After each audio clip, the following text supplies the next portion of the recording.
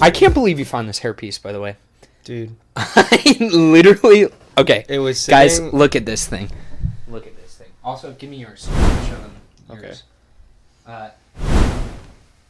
Explain them. Wait, I feel like they're not focused. Look at us. Look at us. We're so beautiful. Yep. We made little Lego guys. It was on Saturday, right? We went on a... For the hairpiece, it was literally just sitting, like, on top of all the others, just like, oh. And I had to pick it up. Well, and the problem was we couldn't find, like, a good-looking hairpiece for me the entire time. Mm-hmm. Still couldn't find one for me. This one's not quite accurate. I know. Well, there was one at the Lego store. But yeah. I guess we just didn't end up picking it up. No. So, anyway, welcome back, everybody, to Somewhat Cultured, the podcast about everything pop culture, in which we're somewhat knowledgeable. Hey, we're getting pretty good at that. Yeah, it's a mouthful. It's a mouthful, but I like it. Not 100% on that intro, but it's fine. Psh, I'm gonna just play it until you do like it. Till I write a new one? Okay. Anyway, do you want to take the first one? Okay, sure. All right, we're getting right into Newsflash, everybody. Brand new, really terrible reading glasses on. Oh no, they're beautiful. They're gorgeous. Oh my gosh, I lost my real glasses, so this is what we have now. These terrible, performative male-looking clear glasses. Hey, you chose them. They're not me. That's all they had, bro. All right. Tron Ares takes the top spot at the box office. Isn't that crazy? Huge surprise. And actually a huge surprise. But a huge surprise. Well, I mean, is it really? I mean, what else were we getting? Nothing. You know? Exactly. So, but I mean, it looks pretty good. And yeah. I'm getting more and more tempted to see it every day. Yeah. I might just go at like a $5 movie on like Tuesday or Wednesday, over at the theater down the street. Yeah. But I mean, it looks decent, and it will definitely be a good Tron movie, it seems like. Hopefully. And you said that audiences were really liking it. Yeah, so it got let me make sure I get the numbers right. I know it was like an 80-something. But wow! Yeah. Okay. Hey, that's not bad. That seems like a nice movie to go see in the fall, right? Mm-hmm. Yeah, we do need to go see it. I think so, yeah. But, yeah. What does it say? So it got an 86. An 86? Yeah, not bad. 53. You could round that to 90, bro. Yeah, but a 53 on Rotten Tomatoes. I never look at Rotten Tomatoes anymore. Sometimes they're right, but sometimes just like... Yeah. I don't get it. It's literally just because... It's not a biopic. Well, I feel like Rotten Tomatoes only goes good for biopics nowadays. Well, they're just... Yeah, audiences and critics never really agree. And critics, don't trust them, because they usually are shills, or they have their film critic-y opinions, and usually they're well, wrong, and then isn't Rotten Tomatoes like kind of an online thing too, where it's not even like hired critics anymore? It's like you could just apply for certification to be a critic. I have no clue how it works, but I know that audience score is always going to be more reliable. Oh yeah, never ever look at Rotten Tomatoes, guys. It's definitely not worth that. Yeah. Anyway, next on the agenda, Minecraft Movie 2 is set to release July 23rd, 2027. We're going to get a new slew. A new slew of what? Minecraft movie. Minecraft movie.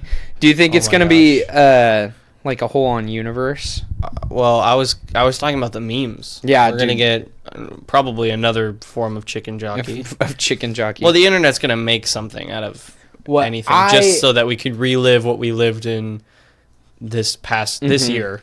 Yeah, pretty much. What I'm concerned about is that it's coming out days before Man of Tomorrow is set to release. Well, Man of Tomorrow is going to crush it. Oh, yeah, it's going to destroy it. Because this comes out the 23rd, and then Man of Tomorrow comes out... Let's think about this, because there's going to be so many people that go see it just for the memes. I just think Man of Tomorrow is, like, after the success... Can the stinky DC fans beat the stinky... Minecraft teenagers? Yeah. Yeah. It's an all-out war. It is an all-out war. Honestly, because Superman didn't break $1 billion, I don't think. At least in, like... I don't remember. Did it break? I don't think it broke a billion. Broke a billion. Sorry. Well, it was good. I mean, but I think Minecraft movie did. That's the thing. Well, yeah, because of all the memes. So it might be. It might not be. Yeah, it might not be as bad as we're thinking. But so does this leave more concern for Man of Tomorrow, or does it leave more concern for the Minecraft movie too? That's the question. Well, I don't think I'm ever concerned for Minecraft movie. I don't like the fact that we have a Minecraft movie. We're gonna get a Fortnite movie so soon. Oh, dude, I'm so excited. It's coming. It's so coming. I love. Part of me wants to see it, but part of me also knows it's gonna be terrible. It's gonna be so bad. I feel like it's crazy how much Fortnite has branched out in the past almost decade now. It's gotten crazy. I haven't played it in a while, but did it come out 2017? Yeah, dude, in 2027 it will be its 10-year anniversary. I guarantee you that's when they're gonna drop a trailer for the Fortnite movie. Probably, dude. That would be awesome. I don't know with how much it's branched out. I mean, the whole Vader thing over the summer was really fun. Yeah, and then they had the whole what was it, the proximity chat? What was it, a few weeks ago? Test. I didn't get to participate because I just have a life. How did that go, do you think? I don't know. I haven't. Proximity chat's never a good idea. I have friends who play it pretty often, and they said it was fine, but I haven't really talked to them about Did they, like... How are they supposed to filter that, though? They can't. That's the problem.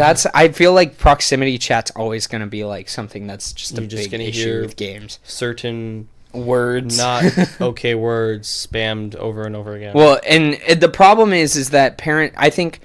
it's more than Call of Duty is that parents let their kids play Fortnite. They're young kids. Right. I think that's the issue, because then you got young kids hearing slurs and stuff like that. Like, it's just not... I don't think it's a good move on Fortnite to do a proximity chat in general. No, they're probably not. No, they might have one mode where it's a thing and like lock it to a T rating. Yeah, I feel like if it was to a T rating, I think it'd be a little more acceptable. But I just never think proximity chat is a good idea in general. No, I mean, it makes for RPG games like GTA RP or but those are already GTA's for mature audiences, right? So and I'm saying for RPG games where you're like living in your own little virtual bubble world, it's nice because it people, not everyone in the world's toxic. There's nice servers where people treat each other with respect and like decent human beings. And bro, I miss shun those who don't. Watching GTA Online videos on YouTube. Those are hilarious. Those videos are so funny. I became a getaway driver. They're hilarious. Well, and just like the POV stuff they do and all the improving with all the characters. Well, yeah, and it's role playing, so they really take their jobs. Like when you're a cop, you're a cop. Yeah, no, it's hilarious. You go to the police station, they give you jobs and assignments. It's really actually pretty. It's actually awesome. It's pretty impressive how deep it goes, the lore. Yeah, seriously. Do you want to do the next one? Yeah. Isn't that epic? Yeah, I'm like... Lego Goonies set to come out on November 1st. There's a Lego Goonies set coming on November 1st. Dude, I'm kind of hyped for that. I saw who's the character with the Superman shirt on? I forget his name. I forget his name. He's already been minifigurized though for Dimensions. Oh, for Lego Dimensions though. So, but I mean, it looks... Now we're getting like an official set, which is cool. Well, if you're willing to, we can put that set up on the screen, but it looked pretty cool when I checked it out. So I thought we already do so much with Lego on our channel. We literally built Arkham Asylum on 2 episodes and then displayed it for an episode or 2. And now we have about 10 minutes in. Yeah, we have what's it called? We have little Lego figures on the table anyway. Yeah. So I felt like it would be kind of optimal to start sharing like different cool sets that are coming out as of recently. Anyway, next on the agenda. Oh, this was really cool. I just wanted to highlight this because this is big news as of late. A lot of people have been speaking out against AI, which is something that we are very much against. Especially, I swear, as of recently, after we had that AI episode on episode 2, I swear it's just gotten even bigger. Well, yeah, Sora. Oh my gosh, bro. That is scary how realistic that is, and oh my gosh. It makes every time I see it on Instagram, I'm just like it's like that gif of the guy that's just looking at his phone with a sad face. Like, I'm like, bro, are we serious right now? I don't know. I mean, I'm guilty of laughing at some of it. Some of it's actually pretty funny, but yeah, I mean, for the most part, it's getting so bad because you can make anyone look like they're doing anything. It's genuinely too realistic, and that's just not good. I think it's bad. But anyway, back on the topic of people speaking out against AI, DC Comics came out at New York Comic-Con to stand against AI. The head of DC Comics, Jim Lee, actually said, this is his quote at New York Comic-Con panel, "Not now, not ever." And so they're actually taking into action like any use against AI that's not going to be put out. Good. Like at all. Fire. And dude, and it's so cool to hear it coming from a comic book company, because comic books could easily be falling into that, and they could have already fallen into that. Yeah. But the fact that they are not going to be doing that and openly standing up against AI as an art, like as a collective of artists, that's exactly what we want to be seeing in the creativity front of this world. Yeah. And we want people to be completely standing against it in that. And I think that's... Yeah, I mean, and now it's their responsibility to hold to it. And like make sure that they uphold their vow that they took. Seriously. In front of millions of people. Like, hey, we're not doing it. I know. Well, it just, like, it's always the quick, it's always the easy route to go with AI. But it's never the human route. You know what I'm saying? It's you lack personality and humanizing your art. And the human part about art is that it's, sometimes there's mistakes in it, and sometimes that could be the beauty of the art as well. It's that it's made from the hands of someone. And the cool thing about art is that no one thing... I literally saw this. This is actually really cool. And I don't want to constantly be quoting Neil deGrasse Tyson, but he's a very smart individual. And he said the most beautiful thing about art is that one thing that is made by an artist will never be made by anyone else ever again. The difference between art and science is that if I don't discover one thing, someone else will. So, but the thing about art is that one person can make that, and no other person can make that piece of art.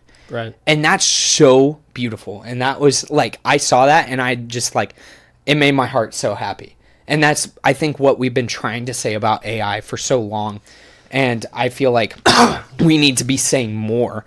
And I think DC Comics for stepping out and saying that, super brave, but needed to be said. And it was really awesome to hear. Yeah. And just to add on to it from like a biblical standpoint, I mean, we're created by the ultimate creator to create, art and create. I mean, that's what the world is art. And so we're, invited to emulate what God invented, which is the idea of creativity in art, and what we do in our daily lives. And, as much as AI can try to replicate that and emulate that, all it does is just regurgitate what's already been made. Exactly. It's not unique. Which makes it... How it works is it pulls from existing images and kind of, bundles it all together. I'm very much simplifying it, and it's way more complicated than this, but it kind of like makes a collage of those images into one cohesive... Yeah. Air quotes for those of you listening. Image. Yeah. So, yeah, I mean, it's still a long ways away from looking, dead on. I'm hoping it never reaches that point. I mean, I'm sure there will be a point where it looks, virtually indistinguishable from reality, and that's when we really need to figure out what we're going to do about it. But yeah, I mean, it's like what Jeff Goldblum's character said in Jurassic Park. He's like, your scientists spent so long thinking about whether or not they could, they didn't stop to think about whether or not they should. Like, what's the point? That's so good. What a way to use that. I know, isn't it like perfect applicable No, it's quote? Awesome. I was thinking about this the other day. Like, it's so applicable. Yes. Like, I would prefer them to bring back the dinosaurs than this. It's ridiculous. Okay, maybe that's a crazy statement. I don't know. I don't think I want to be running from a T-Rex, but I know, and they're a lot more terrifying than how they're portrayed in Jurassic Park. Oh yeah. But it's like a giant evil chicken. It's just horrible. But anyway, and it's like more and more artists are actually coming out and like actually speaking up and using their platform for what they have. Do you know who Guillermo del Toro is? No. Very famous movie. What is that combination of words? Guillermo del Toro? Guillermo del Toro. No, Guillermo del Toro. Guillermo del Toro. Yeah, a director. That's a person's name, or yes, name that is a person's name. Okay. He's a very famous director. He was going to direct the Hobbit movies until it just became too difficult, and they brought on Peter Jackson again. So we were going to get a completely set of different Hobbit movies. But he also just made that. Do you know that stop motion Pinocchio movie that came out on Netflix? Mm-hmm. That's him. And I didn't see it. It was a but he's one of it's amazing. Bro. I do like stop motion. It's genuinely beautiful. I'm a little partial to it. But he also came out and said frick AI. Like he obviously you sent me that. Yeah. And I thought that was just like really cool. And that was like his last mic drop thing he said before. Del Toro. Okay, wait. Yeah. Now it's ringing a bell. Uh-huh. Did he animate? Like, is he a popular animator? Like, when it comes to all the famous stop motion stuff? No, actually, I don't think he is. He might. Did he do James and the Giant Peach? I don't. That's what I was thinking. Is he like along that vein? I feel like he probably, but I know he's famous for a lot of other movies. Yeah. But like that was like his last mic drop thing that he said at a panel, which was really cool. So in nicer words, he said "frick AI," and that was awesome. And he just walked off.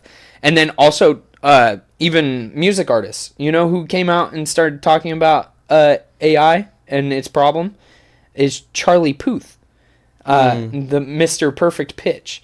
Charlie Puth, I like him. Yeah, no, I like him a lot. And so he was just talking about kind of different music that was made by people. And he actually, I don't know if you saw this, but you were the one that actually told me about this, and then I saw it from his actual thing, is the cut about Hey Jude in the background, with Paul McCartney like saying like, oh crap, like with that in the background. And again, a much friendly way. Yeah. But though that was really funny but to it hear. just and like, then I listened to the song and I heard it and I was like, no way. He's like, so but cool. like he starts talking about how mistakes just create this kind of like, it's so real, it's so raw, and it makes people feel so much more like emotion towards things. And that's so profound. That's such a good way at looking at it. And like so many artists are able to articulate it so much better than like someone like me can.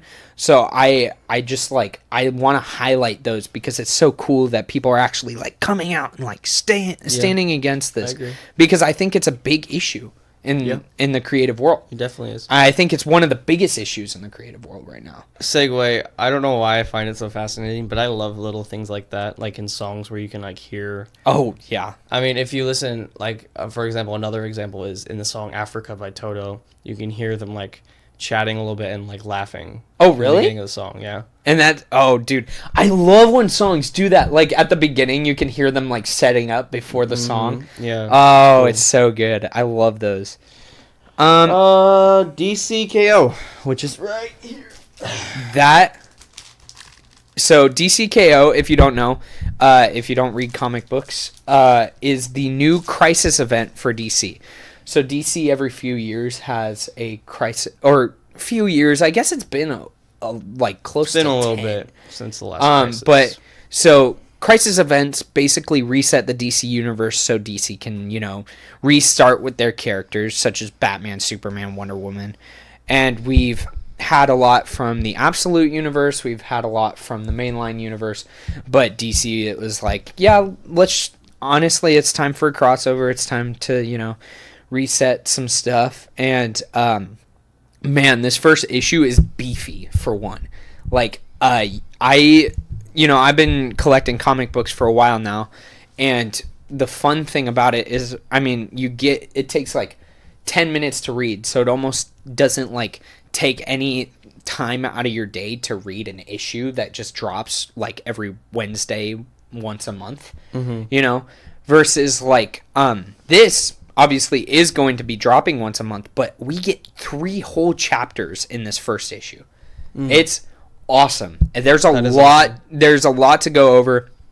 There is a lot of crazy things that have happened in that so far. So definitely go check out DCKO. Obviously, Absolute Universe is still running. Absolute Batman. Oh my gosh, what a beast. Crazy work. And also, obviously, the mainline Batman is on a run right now, too. So definitely, always want to go show love to, books, especially DC Comics right now. It's on a historic run, in my opinion, right now. We won't be seeing something like this for a long time. So, very good to see DCKO. Next on the agenda, Arkham City just had its 14th birthday on October 18th. That is pretty crazy. Arkham City is the best game in the trilogy, easily. The combat has kind of formed pretty much... Like, obviously, you have Arkham Asylum, where it's kind of influenced what Arkham City was. But, like, Arkham City, you said, because you've actually played the other games, is like Arkham City's kind of that, like, framework for what, like, superhero games, especially, like... Spider-Man. Mostly Spider-Man. There's a couple of others that are escaping my mind, but Spider-Man is like the key user of that sort of combat style. Obviously he has his own flair to it. Obviously, yeah. But it was the key combat style. I love those games. Spider-Man, being my favorite superhero, Batman being yours, it's actually really kind of fitting that my favorite game is Spider-Man, yours is Arkham. That's kind of hilarious. But yeah, we need to play each other's games because we've both played the heck out of our favorite games. That's true. You need to play Spider-Man on my PC, and if you're willing, I can play Arkham. Of course, brother. Of course. I will always let people play the Arkham games. Because they look really fun, and they look very similar to Spider-Man, so I feel like I'd pick it up pretty quick. Well, it's just surprising how good they look for the time period they especially Arkham. What's the one? Is it Arkham Knight? Arkham Knight is the one that came out in 2015. Yeah, the latest one. Yeah, that one looks really good. So actually, what's crazy is that it's not Gotham Knights. Yeah, that's technically the same universe, but it's just not as in depth as Arkham Knights. It's not as good. I watched a comparison between Gotham Knight and Arkham Knight, which came out like a few years ago, and Gotham Knights clears completely, 100%. Gotham Knights clears, or Arkham Knight? Arkham Knights, not Gotham Knights. Arkham Knights clears, 100%. Arkham Knight, all of those games, man. But I think Arkham City is the best one. Yeah, so we'll definitely get on those. I want to do like a cool little stream, but let's not get ahead of ourselves. we still let's get an audience first. And then we'll definitely as per usual. You got the next one. Yeah, I do. George Lucas said, "I moved on now. I've got a life," end quote, referring to the state Disney has left Star Wars in. No surprise, he's said things like this before. Yeah. Just a quick little talk about this because we've talked about the state of Star Wars already extensively. Plenty of times. But yeah, it's no surprise. He's got a life. He's got a wife. He's got kids who are all obviously grown now. But he's not. He doesn't care. Like, he does not care about Star Wars in the sense where he just doesn't really care what Disney does with it at this point. Yeah. It's not something. He devoted a lot of his life to it, during the 70s to the 90s. And he's just done, dude. He wants to live in peace. It's been over, oh my gosh, he gave Star Wars up in 2012. It is 2025. Yeah. So it has been an extensive amount of time. Was that 13, 14 years? Well, yeah, but even with that, it's like he still had to have his hand kind of in like Clone Wars and in Rebels. And well, like, Clone Wars actually was before. Yeah, it's still Lucas. He had nothing to do with Rebels. What about season 7 of Clone Wars? Did he have? He had nothing to do with that either. He had nothing to do with anything that came out after Disney bought Star Wars. Dave Filoni, who was his like apprentice, you know, just continued those things. My apprentice. Rebels might have been a concept before, but again, probably not. Actually, Rebels uses Clone Wars as original concept, which was just a group of people traveling in a ship like a family going throughout the galaxy. That was the original plan. Well, I'm glad that's Rebels instead of Clone Wars. Yeah, because following Anakin Obi-Wan is way better. It's so much better. But yeah, so he's, you know, not surprising. It's how he feels. Quick thoughts, and then we'll move on to the next thing. Yeah. For me? Yeah. Oh, yeah. I mean, I would say just about the same thing. I think George Lucas kind of represents the people at this point right now. Because I think the people are just Star as fed Wars up. Fatigue. Obviously, we won't. We don't care. We'll never be as fed up as George Lucas will be. I hate to step on your time, but I do want to say this. I have not been this apathetic about Star Wars ever in my life. Like, ever since I was a kid, I've been obsessed, and I've just, you know, watched all the movies. Yeah. And now I couldn't care less. I mean, Which I'll still watch the old stuff, but I don't care what's coming out. It's so depressing, bro. Mandalorian and Grogu, I couldn't care less if I saw it or not. That's bad. Yeah. I used to be like, I need to see the Star Wars project. And I think part of it is just because, you know, I'm 20 now. I'm not 20 yet. I'm 19 still, but I'll be 20 soon. And I'm just reaching the point in my life where, you know, as Paul says, you know, we're putting away our childish things and focusing on things that matter. And I'm not saying Star Wars doesn't matter, or, I mean, that kind of defeats... I'm not saying nerdy things don't matter. Yeah, we have that kind of defeats the whole point of the podcast. What I'm saying when it comes to...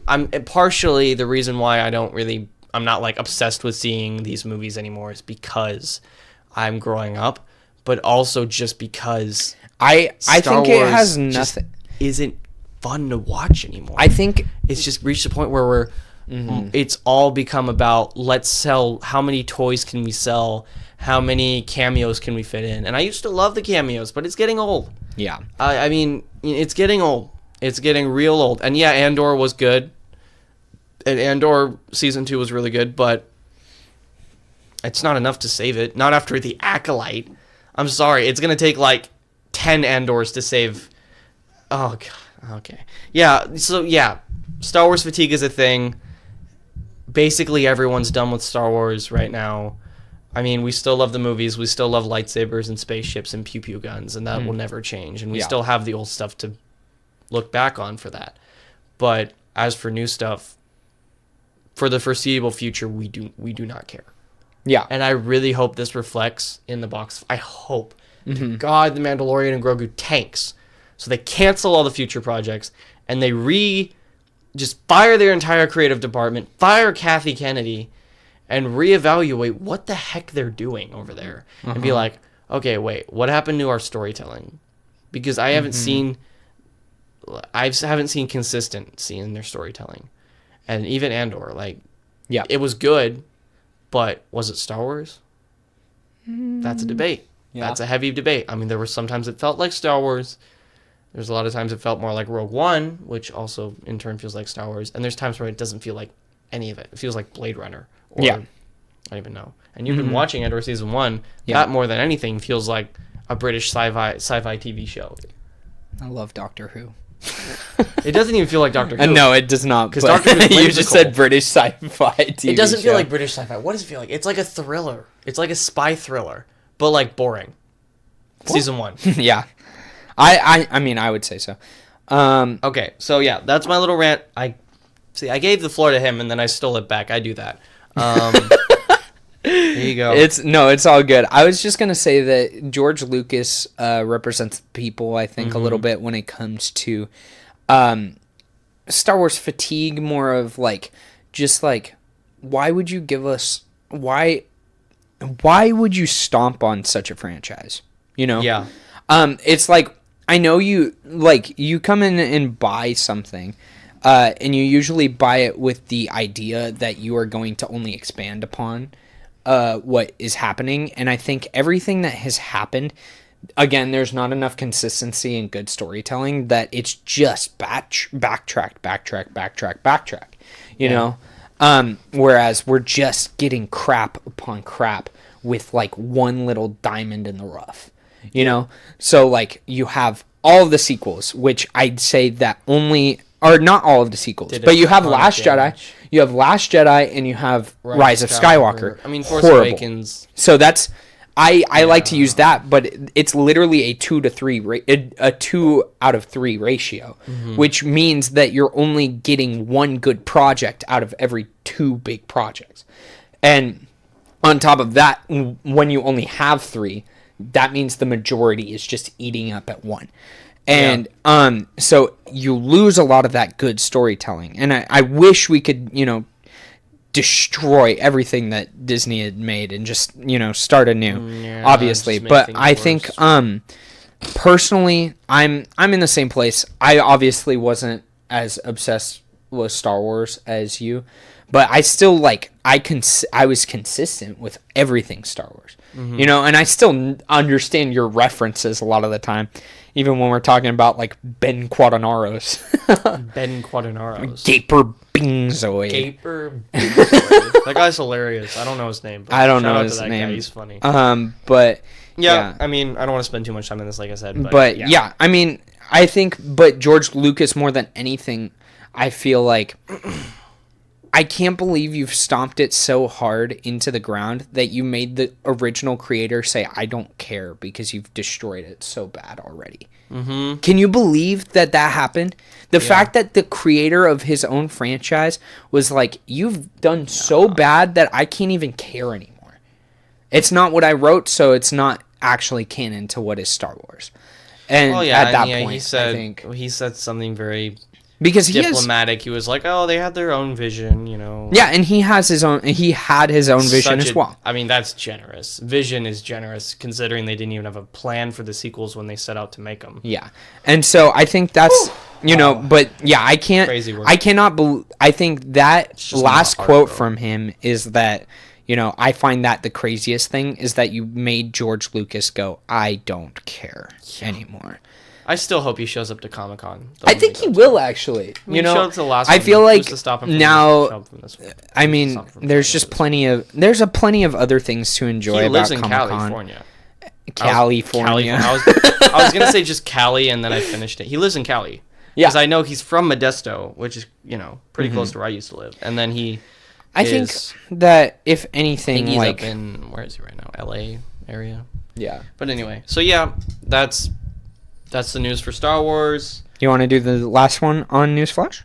Well, I just did Star Wars, so you can go ahead and do it. All right. The last thing we have in Newsflash is that Toy Story 5 is coming out in June 2026, which is this summer. How do you feel about Toy Story 4 before Toy Story 5 coming out? Oh, Toy Story 4. Toy Story 4. I don't even remember what happens in that movie. I think, honestly, who cares? I don't think it's as, again, who cares? I don't care anymore. It's not even the same as Star Wars. It's just like, because Star Wars, we wanted more stuff, they just didn't deliver. No one asked for Toy Story 4. No one needs another Toy Story. Toy Story 3 ended it. Yeah. Well, we didn't need a new Toy Story. If you wanted to keep making little shorts, fine. Maybe a little series or something, but like another movie? I mean, I think maybe like a prequel with them, because we don't care about Bonnie.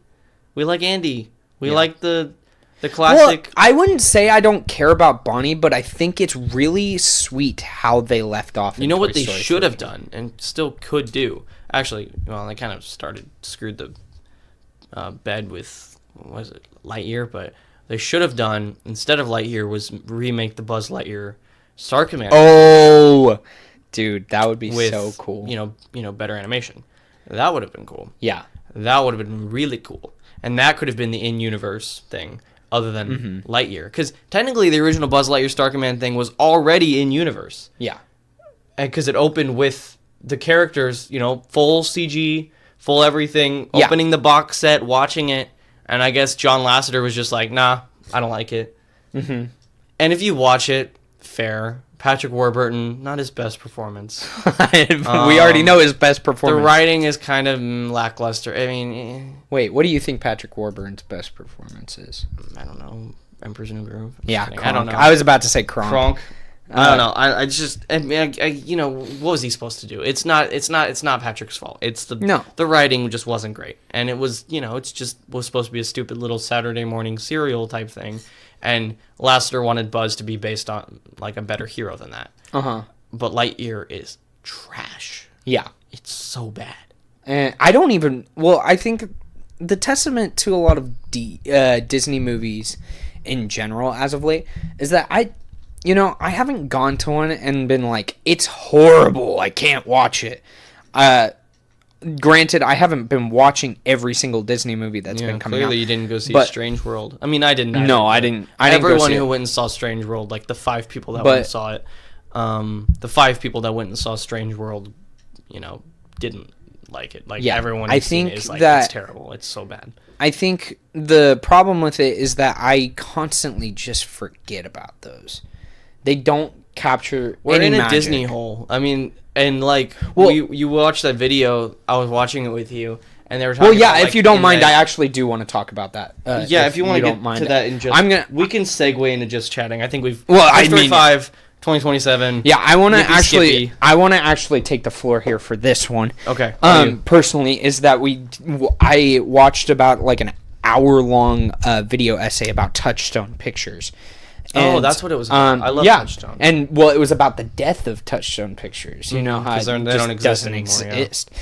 And I think this is why I think Touchstone Pictures reminds me, not 100% because A24 is very much more artsy in that way, but it reminds me of A24 a lot because they're just constantly pumping out. It's like they have quality and quantity. Mm-hmm. Because they're pumping out new ideas all the time. And some of them don't land, but the fact that they're pumping out new ideas... Right. Like, the market is not controlled by franchises anymore. When it comes to cinema, at least, in my opinion. Like, everything else in the market is controlled by franchises. Batman has got a chokehold on me. Star Wars, I'll still go buy a lightsaber from Disneyland. Yeah. You know, like... Stuff like games and like toys and stuff like that, obviously franchises. But movies have taken a crazy different turn, is that people are looking actually for more original movies nowadays. Yeah. And guess what movies are getting Oscar nominations and are getting highest grossing film of the year? Most of the time, not the sequels and the reboots. The sequels and not the reboots and not the franchises. And the reason Touchstone Pictures was invented is because of that same very reason. Mm-hmm. Because franchises in the 90s weren't really working for Disney. The things that were working in the 90s... straight to home video. Yeah, exactly. Yeah. The things that were working in the 90s was original films. But they still needed to pump out franchise movies. So they made Touchstone Pictures on the side to be able to pump that creativity out. Yeah, and if which sucks the movie bombed, it's Touchstone's fault. But if it does well, the Disney gets to slap their name on it. Exactly. Genius. But I just wanted to talk about A24 a little bit because I wanted to segue into Marty Supreme, which is kind of crazy. Have you heard anything about it? No. So... One, obviously, I heard about it through Tyler, the Creator's story because it's his first like named acting role in a movie, which is crazy. He's gonna be like a big-ish character in that movie, but it's an A24 movie about the inventor of the orange ping pong ball, I think, or he's like no, but like it genuinely, which is I'm getting shocked about. Because people are saying that... Because... Why would the orange ping pong ball need an inventor? Well, I mean... Well, like... Or not an inventor, but, like, making it legal to use so you can see it better when you're in play. That's why they use That's going to present an interesting enough narrative for an hour and a half to 2 hour long film. Dude, They're saying that this is Timothée Chalamet's best performance as the lead actor ever. Well, that's not saying much, but okay. What? Did you just say? Have you seen a Timothée Chalamet movie? Yes. What movie? Wonka. Wonka. Have you seen any of the Dune movies? No. Have you seen freaking Beautiful Boy? Oh my gosh. No. So anyway, I'm gonna urge you to watch a Timothée Chalamet movie now, because he is genuinely one of the only, like, he's like, imagine what we were talking about, Marlon Brando in his time. You know, he is the only actor of our generation that I can say is an elite, actual baller actor. You know? And I genuinely think, because he did something like Dune 2 and was, like, genuinely some of his best performances. Yeah, you know, I revoke my claim. I've seen enough of his range to determine him as a good actor. Well, and then he goes into something like Wonka, which everyone thinks is going to be the most cringe thing ever, and he kind of knocked it out of the ballpark. He got that same whimsy that what's his name? Gene Wilder. Yeah, Gene Wilder had with him. Yeah, and it was like it's not because I don't like the Johnny Depp version of that very much, and he just makes. I feel like he makes him so creepy, and I feel like Willy Wonka needs to be whimsical. But yeah, you know, I agree. Gene Wilder is better, but like, yeah. The Johnny Depp version has and he can sing, and then he acting. You want to talk about acting range? Johnny Depp in that movie, you would never know. Yeah. Anyway, and then I'd say also the Complete Unknown, the Bob Dylan movie. One of my friends was telling me about that. Yeah, and so it's just like, I think range after range after range, and then the fact that this movie about a stupid freaking ping pong ball from A24 is... Who said it was his best performance yet? Well, I mean, the movie doesn't come out till December 25th. But who said that? Like critics? Yeah, obviously critics. Which I guess we were kind of dogging on. We did earlier. Discredit them in the beginning of the... But it's like... It's a movie about a ping pong ball. I think I really want to go see it. Yeah. I genuinely really badly want to go see this movie. Yeah. Because, I mean, I want to see Tim. I have seen Timmy T in a lot of stuff now, and he is just... Also, he's a diehard Knicks fan, which is kind of funny. Like, he definitely fits in that kind of crowd of New York Knicks fans. Yeah. Dude, you know the two of the New York Knicks, Jalen Brunson and Josh Hart, they have a podcast. And I think it's like... It's something like that has to do with like roommates or something like that. But original. They're hilarious. They're genuinely so funny, and the fact that they're just like also playing professional basketball out on the court, it's hilarious. Professional basketball. If you want to, somewhere there's a universe where I went into basketball and was actually good at it. Oh, me too. Actually, I don't know if there's even close to. I think it might be football for you. Yeah, I would love to play football. This guy could have gone pro if he hadn't torn that. Oh, this guy. His shoulder. My shoulder. I'm just kidding. I I'm like, this is news to me. Yeah. I could have gone pro if I didn't tear my shoulder, right, Jordan? What do they always tear? Their ACL. Yeah, I still have yet to know where in the body is that. That sounds like an air conditioning system. My brother is a far better football player than me. He is probably one of the best high school offensive linemen I've ever seen in my life. Like, where is your ACL? Where's my ACL? I would love to know. Is that like what cools my body down? Like, what? I need to turn on my ACL real quick. You know, like, terrible joke. I'm sorry. Yeah. No, please. I'm gonna need you to make a formal apology for that one. That one was bad. Wait. Set the scene. We're gonna turn this to black and white, and we're gonna put the rain droplets on the window, and he's gonna do 1, 2, 3, big sigh. There's been some recent disagreements about a really just not funny joke I made in the not past funny jokes. 30 seconds. It was really bad. It was really bad. I just want to say that joke was not funny, And anyone who has torn their ACL, wherever that may be. He doesn't even know. He doesn't even know. I'm very sorry. You should be.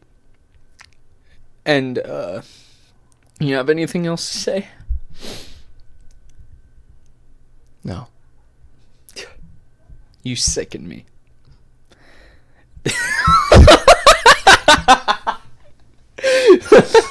Dude, I kind of forgot what we were talking about there. Nah, it doesn't matter. I kind of wanted to talk about something. Oh, you're talking about Basketball Players Podcast, but I want to talk about something. So let me do that real quick. So there is. I was in Bible class. I was in Old Testament. Yeah. And we were going through First Kings. And sometimes when I'm in class and I get bored of the lecture, I just start reading the Bible. Yeah. Just because Bible's fun to read. And I was reading some First Kings, and I found, I don't know how I missed this story, but Elijah was a real life speedster. What? In 1 Kings 1846, 1 Kings 1846, the Bible describes Elijah outrunning Ahab's chariot to Jezreel. This means that it not only shows how awesome God's power is, but it also is the only documentation in history of a real life speedster, and therefore making God, who gave him the power to run that fast, the Speed Force. So technically, the Flash is real. Flash season 1 is the peak, fastest guys. man alive was a man named Elijah. I mean, literally, aside from Jesus, the greatest man to walk the earth, by the way. I mean, this guy literally didn't die. Mm-hmm. He flew to heaven on a chariot. Yeah. And, did a bunch of other crazy things. But I don't know how I missed that story. But this guy ran faster than a chariot, which is pretty dang fast. Outrun a chariot. So, horses, speeding? Yeah, I mean, how fast does an ancient chariot move on average? I don't. What does it say? Let's see. 40 miles per hour. This man ran faster than 40 miles per hour. That's obviously crazy. Not as fast as the Flash, who runs. Did you note this down? 600. Did you write notes on this? I did. That's awesome. I'm actually reading this off of a text message to my brother, who's obsessed with the Flash. That's so fire. So I just thought he would be really honestly interested to know that the Flash is real. And Flash his name is was real. Elijah. So isn't that funny? I just thought that'd be cool. Yeah. To talk about on our nerd podcast, the Flash. Yeah, I think that's pretty fire. Honestly, okay, I have a question. Yeah. Since we're in just chatting, so I keep seeing these pop up on my Instagram reels. I think I know where you're going with this. Is it the October Canon? The October Canon event. Has yours happened yet? Yes. Yes. Actually? Yes. What? What do you think? The show? Yeah. Oh, I that guess is definitely my October okay, Canon. your October Canon event is actually kind of So to bring you guys up to speed, I didn't talk about it last week because I was sick and I just wasn't in a mood. yeah. Super cool, by the way. This guy's an actual real life superhero. I don't want for this. to get into details. Basically, there was a complication in our school's production of Cinderella, and one of the actors just couldn't continue. That's where I'm going to end that. And so I offered to step in on Tech Week, and for all you theater people out there, Tech Week is the week of opening night. Yeah. It is where you start dress rehearsals, lighting, sound, all that fun stuff, band. And so I just jumped in on Tuesday, and I said, hey, I heard you don't have someone for this role. It is the role of the Dove. It's an ensemble role. Mm-hmm. And I said, I've noticed you don't have someone for this role. I am willing to take over after watching the show. I think I can do it in a few days. I was just really thinking to myself, how cool would it be to pull this off? To just jump into a show a few days before it opens and just figure it out. Just my boy cooked. This, oh my gosh, it's so good. Hyped me, and everyone was always asking, like, how are you doing? How you feeling? And I was just like, yeah, I'm doing okay. It was so good. But yeah, I mean, shout out. I mean, obviously I don't want to name names or anything because I don't know who's comfortable, but there was a lot of amazing people in the cast and the crew who were able to not only fill my positions I had for the crew, but also in the cast wise, I mean, teaching me the choreo. There was a lot of choreography I had to learn, a huge amount. Yeah. And I just, a couple days was able to knock it out. Thankfully, it's not a speaking role, so I have one line and it's a singing line. So even easier to remember. Yeah. So not insane. I'm not Superman, but I did. In my books, if you go into any show one day before opening. It was 2, first of all. And second of all, it was. I'm only talking about it because it's my canon event. I'm not bragging. No, that's definitely your canon event. It's October. I am satisfied with how quickly I was able to pick everything up. And for someone, I mean, in case you couldn't tell by how I move around on this podcast, I have. You do have some. How my eyes dart around. I've been noticing. My eyes dart around a bunch, and I don't think I do that in real life. I know. We go into these videos and we watch them like over and over. It's like we put hours and hours of just watching us, and so we notice literally every single like right now little mannerism. I'm gonna be watching this later, and I'm gonna hate the way I'm looking right now. If you look down at my knee literally wags like a dog's tail. But that's a different conversation. I am saying, like, in case you couldn't tell, I have pretty bad ADHD. And, like, for someone with ADHD, you like overstimulation. I mean, not too much, but you like 100 things coming at you at once. I mean, I watch YouTube while playing video games while listening to music. Okay, that is crazy. That's hyperbolic. That's an exaggeration. But you know what I mean? Like, I do, like, a million things at once. Mm-hmm. And that's because of my ADHD and, like, how fast my brain moves. So, honestly. No, but it was really a lot of fun to just get all those things thrown at me at once. Songs, choreography. My voice is cracking a bunch. It doesn't matter, today, guys. Bro. It's because I'm getting over a cold. We all are. It's so bad. I mean, what else could it be? Puberty at 19. At 19. Maybe. Anyway, it might be. I'm still growing, you guys. But anyway, yeah, so it was really cool to just get all those things and then just kind of figure it out. Like, there's certain things, like, if it's in my element, like, in my area of, oh, yeah, I can do this, that I love getting that. Now, obviously, if you're going to give me, like, a bunch of math equations. Absolutely not. But, yeah, for me, when it comes to artistry and creativity, this is what I love to do. It was a lot of fun. But, yeah, that is my canon event. For sure, this month. Yours? I don't know. Well, that's the scary thing. I haven't had it yet. It's coming. Oh God. Yeah, it's coming. I've been because I keep seeing like everyone's posting about their October Canon event, and then I saw one with Peter at the end of Far From or No Way Home, where he comes back into the empty apartment and it says me after my October Canon event. And I'm dreading the day. I don't really understand what that's supposed to mean, but sure. I mean, your canon event could be good. It could be bad. Like, I'd say mine was good. Yours was awesome. And I firsthand got to experience a lot of the stuff that was going on. I mean, like, obviously us being roommates, I got to experience, like, all the excitement from just like this perspective. Yeah, it's been a fun run. Another show tomorrow morning. Yeah, I'll be there. I will be watching, as good roommates do. Let's try to get this episode wrapped up. Just kidding. We have a game. We do have a game, and it's more of a game for you because I kind of came up with all the questions. So. All right, let's get into it because we do not have a ton of time. We can go overtime a little bit, but just so you know, we're 6 minutes away from it being an hour. Yeah, look at us. So I'd say 10-15 minutes tops. All right. So are you ready?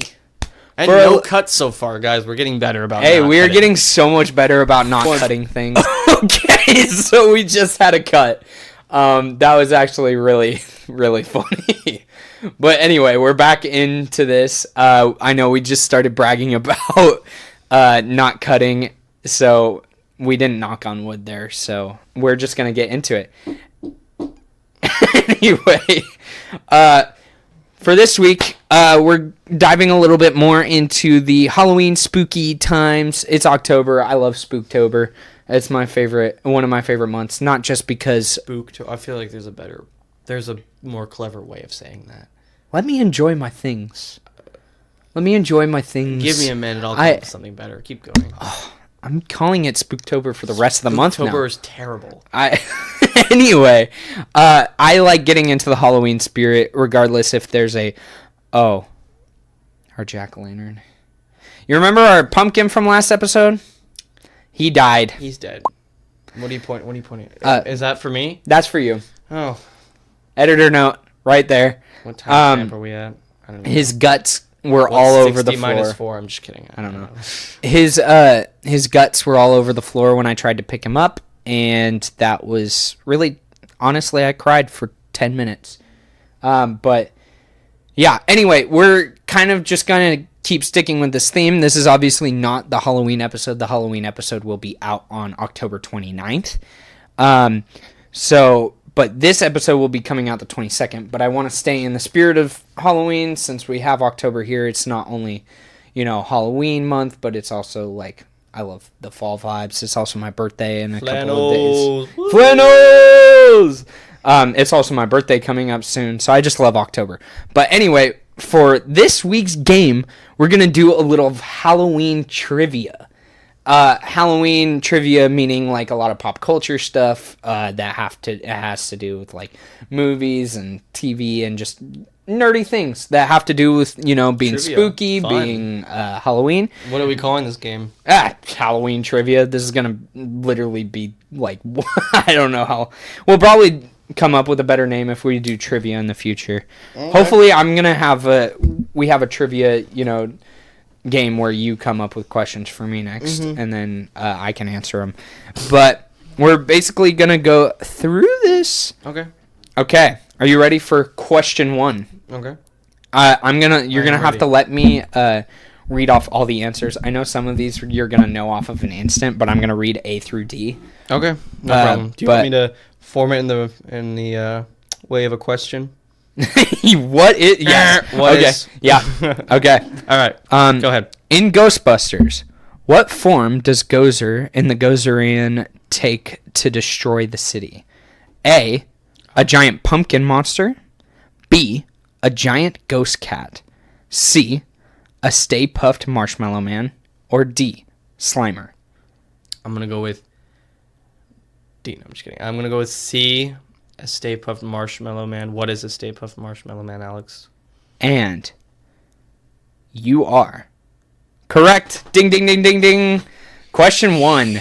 Wow. He's gotten correct. Wow. The Stay Puft Marshmallow Man. Obviously, everyone knows that from Ghostbusters.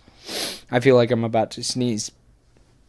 Oh, man, I hate that. Yeah, it's so annoying, bro. No fun, bro. Anyway, next one. I don't know if you're going to get this one.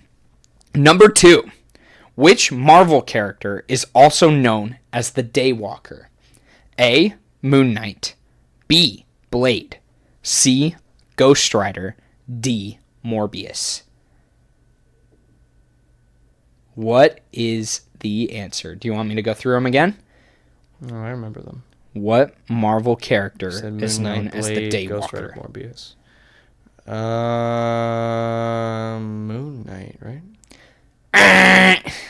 You're 1 of 2. The answer is B, Blade.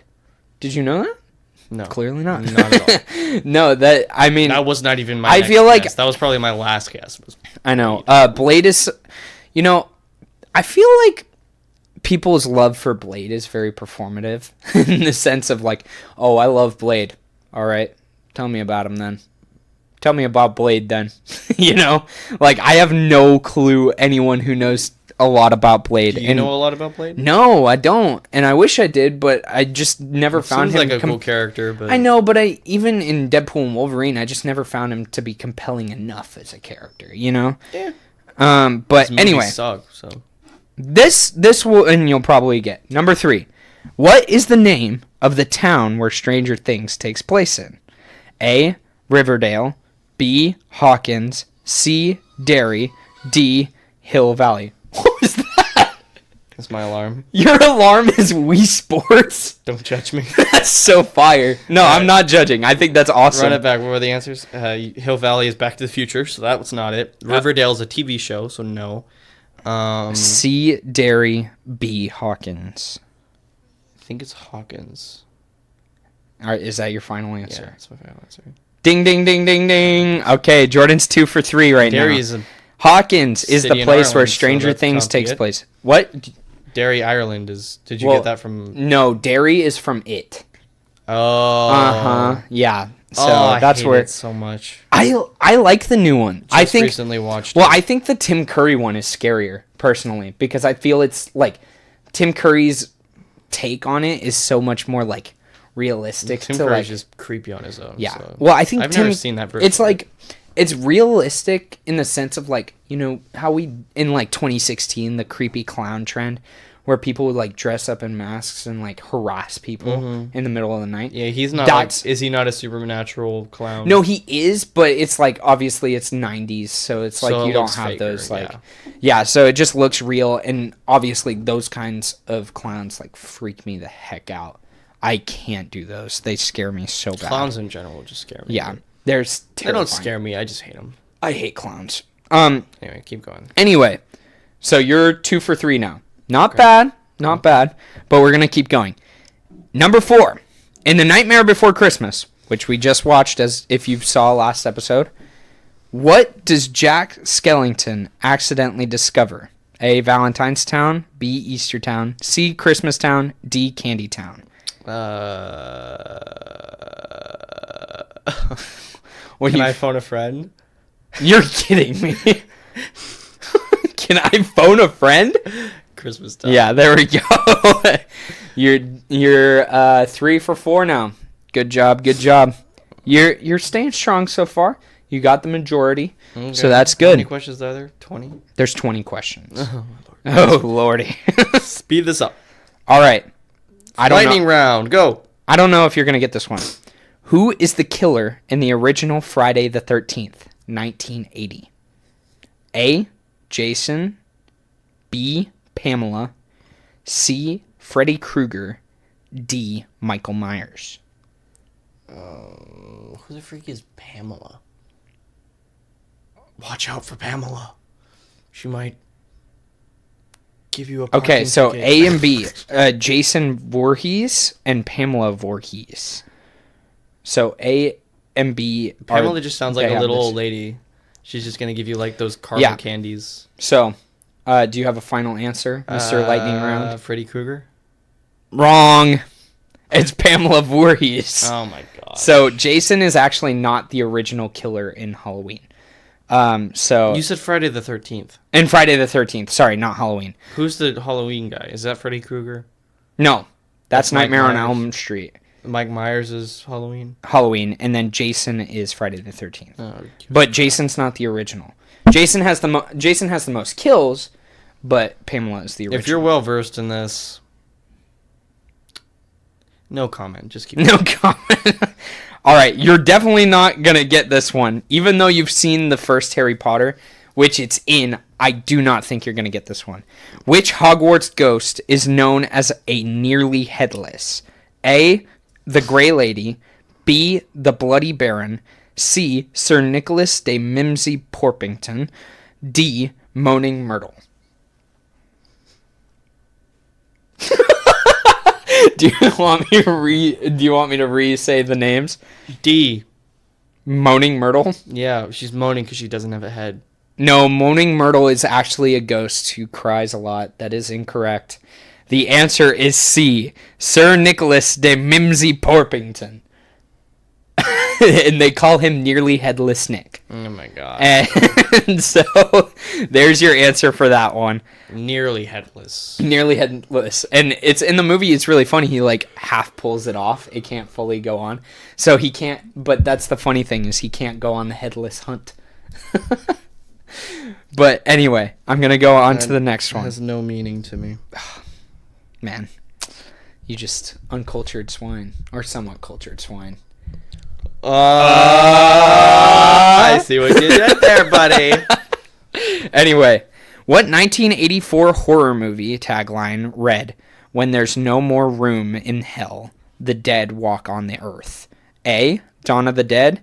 B. Evil Dead. C. The Thing. D. Pet Cemetery. Two of those have like basically the same name. The Evil Dead. Wrong! Oh my gosh. It's bro. A. Dawn of the Dead. Oh my gosh, bro. So you got 6 and 7 wrong. No, stop. I was refraining myself. You got 5 wrong. And you got mic. It's gonna make noise. You got sorry to you listeners. 2 wrong. I keep smacking the mic. So you need a little bit of a comeback here on number 8. Clearly. I don't know if you're gonna get this one. Oh my gosh. Which Pokemon is said to carry away children who stay up too late? A. Banette. B. Drifloon. C. Gengar. D. Mimikyu. Did you purposely pick niches I know nothing about? Dude, it's Pokemon. Yeah. Dude, I also chose... Oh, let me go ask Joe Schmo on the street. Who is Bennett and Gengar and Nibichu? Like, what, bro? Okay, I'm just saying. There's both of our niches, and okay. So far, it's mainly yours. But.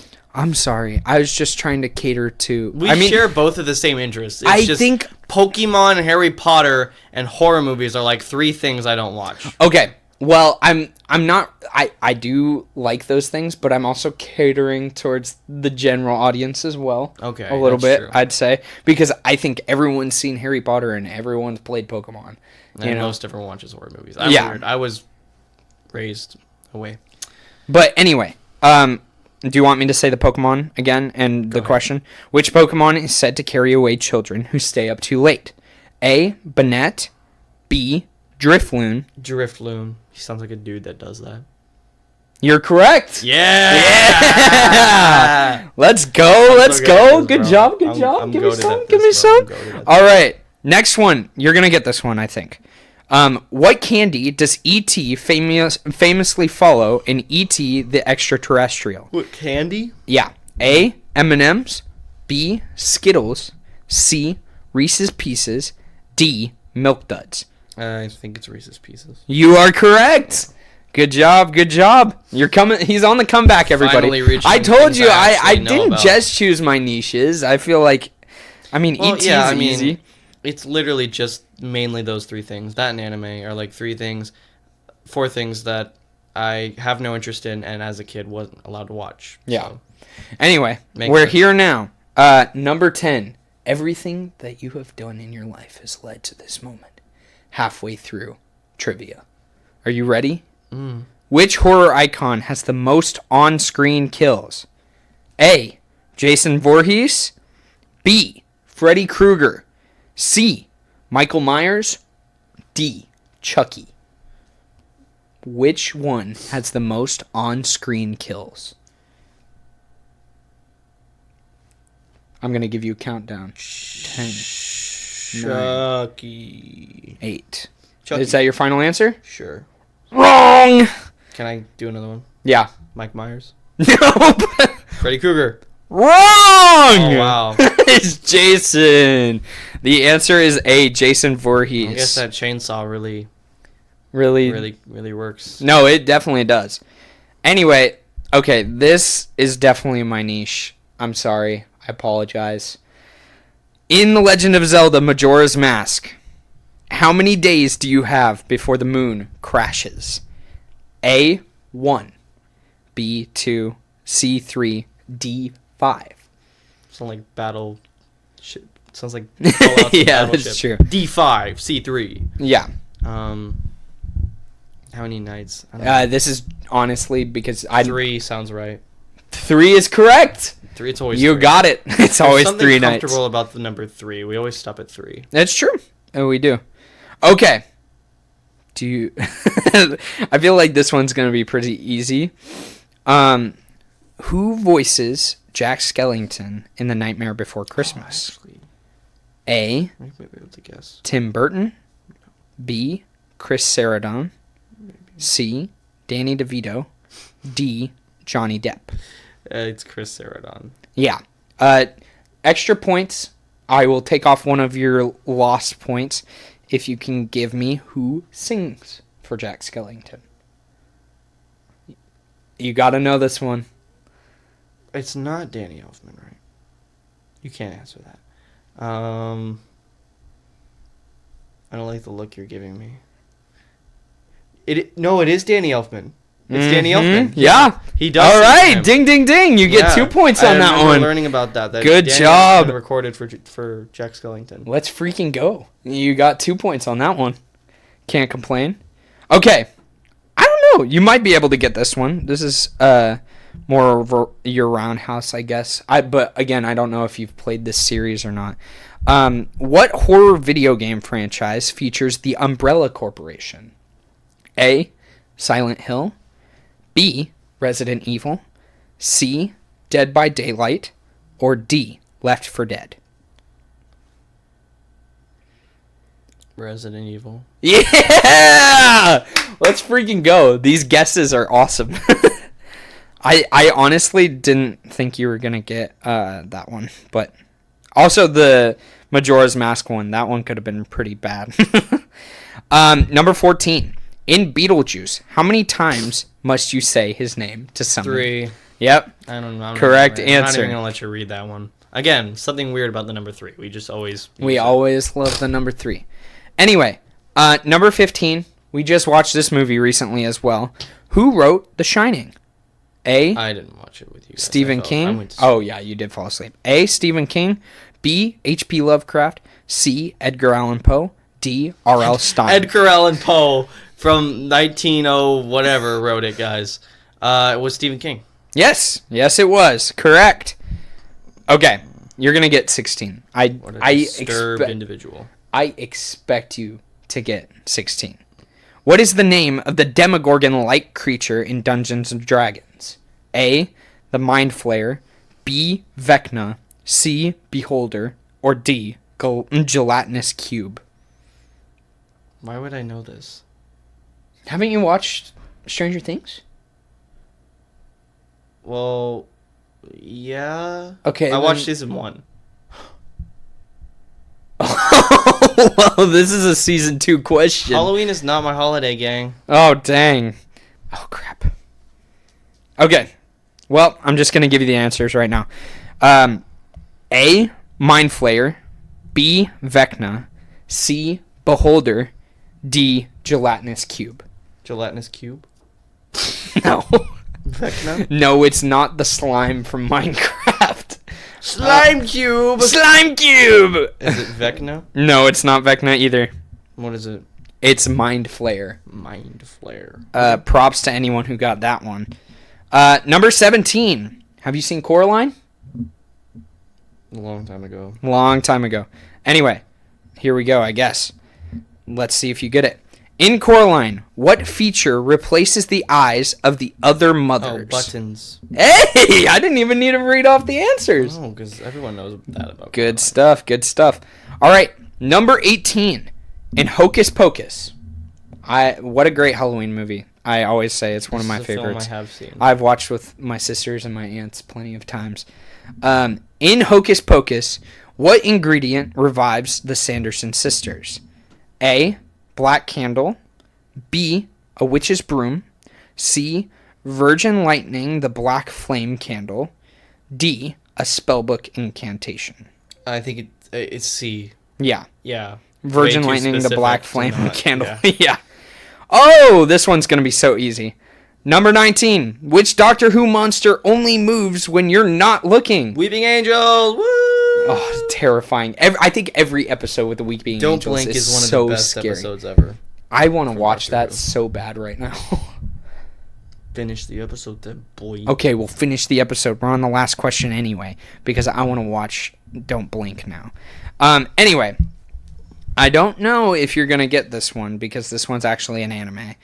But, I mean, you could do a little, crossing out of different answers. But what is the name of the Netflix animated series featuring a monster hunter voiced by Richard Armitage? A. Blood of Zeus. B. Castlevania. C. Devilman Crybaby. Or D. Blue Eye Samurai. I'm also gonna give you a little hint. Let's say the monster that they're hunting is vampires. Devil Hunter? Are you sure you want it? No. So he's a monster hunter and they hunt vampires. So not A, Blood of Zeus. B, Castlevania. C, Devilman Crybaby. And D, Blue Eye Samurai. There was no Devil Hunter. Castlevania? Yes, sir! Yes, sir! That was the only name I recognized there. Yeah, well, in Castlevania, it's based off a video game about killing vampires. Simon and Richter literally fight Dracula. I knew about that. Yeah. I know things. Anyway, thank you guys for watching today's episode. We're glad you stayed till the end. I thought trivia was really fun. I want to do more trivia in the future. That was pretty fun. I'll get you some trivia. Yay! I'm going to answer trivia questions Halloween, next. Though? No. Okay. No, it does not. I mean, if it's the next episode, it might. No, well, I will probably not do a different game for the Halloween episode. Next trivia. But Halloween episode is going to be super fun. I can't wait for the 29th when it drops. It's going to be fun. Awesome. But yeah, thank you guys for watching. Have a blessed day. Yeah. Bye. Oh, you got it.